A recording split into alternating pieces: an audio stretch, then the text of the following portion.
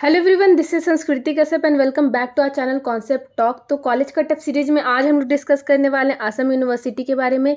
ये कॉलेज आपका टॉप 10 जीएफटीआईज के अंदर आता है और काफ़ी पीछे के रैंक पर भी आपको यहाँ पे सीएससी और ईसी जैसे ब्रांच में एडमिशन मिल रहा होता है। तो ओवरऑल अगर हम कॉलेज की बात करें तो इस कॉलेज में एक और ब्रांच है एग्रीकल्चर इंजीनियरिंग। तो अगर आप जनरल कैटेगरी से बिलोंग करते हो और आपका रैंक 2.5 लाख के अराउंड है तब भी आपको यहाँ पे एग्रीकल्चर इंजीनियरिंग में सीट मिल रही होगी। ईडब्ल्यूएस या ओबीसी एनसीएल की बात करें तो अगर आपका रैंक 4 से 5 लाख के बीच है तब भी आपको यहाँ पे सीट मिल रहा होगा। अगर एसटी और एससी कैटेगरी की बात करें तो अगर आपका रैंक 5 से 6 लाख के बीच है तब भी आपको यहाँ पे एग्रीकल्चर इंजीनियरिंग में सीट मिल रही होगी। आगे हम लोग डिस्कस करने वाले हैं category wise cut of male female both candidate के लिए सीएससी और ईसी ब्रांचेस के लिए। उससे पहले अगर आप चैनल पे नए आए हो तो चैनल को सब्सक्राइब करना बिल्कुल मत भूलना। हम अभी से लेकर के काउंसलिंग तक आपकी पूरी हेल्प करने वाले हैं।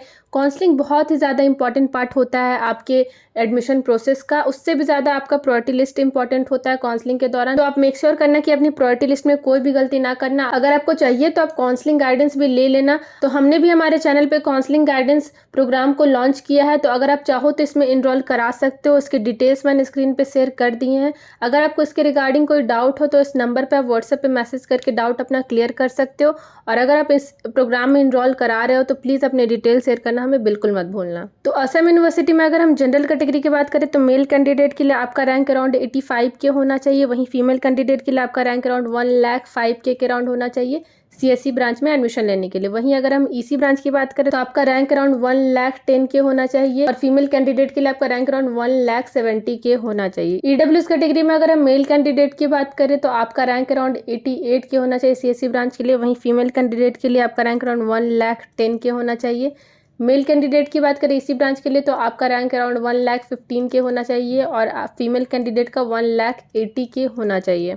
ओबीसी एनसीएल की बात करें तो मेल कैंडिडेट के लिए आपका रैंक अराउंड 90 के होना चाहिए सीएससी ब्रांच के लिए। वहीं फीमेल कैंडिडेट के लिए 1,15,000 के होना चाहिए। इसी ब्रांच की बात करें तो मेल कैंडिडेट के लिए आपका रैंक अराउंड 1,20,000 के होना चाहिए और वहीं फीमेल कैंडिडेट के लिए अराउंड 2,00,000 होना चाहिए। एससी कैटेगरी की बात करें तो सीएससी ब्रांच के लिए आपका रैंक अराउंड 2,00,000 होना चाहिए। वहीं फीमेल कैंडिडेट के लिए रैंक आपका 2,20,000 के अराउंड होना चाहिए सीएससी ब्रांच के लिए। इसी ब्रांच की बात करें तो मेल कैंडिडेट के लिए आपका रैंक अराउंड 2,25,000 के होना चाहिए। वहीं फीमेल कैंडिडेट के लिए 2,80,000 के तक भी आपको यहाँ पे ईसी मिल रहा होगा।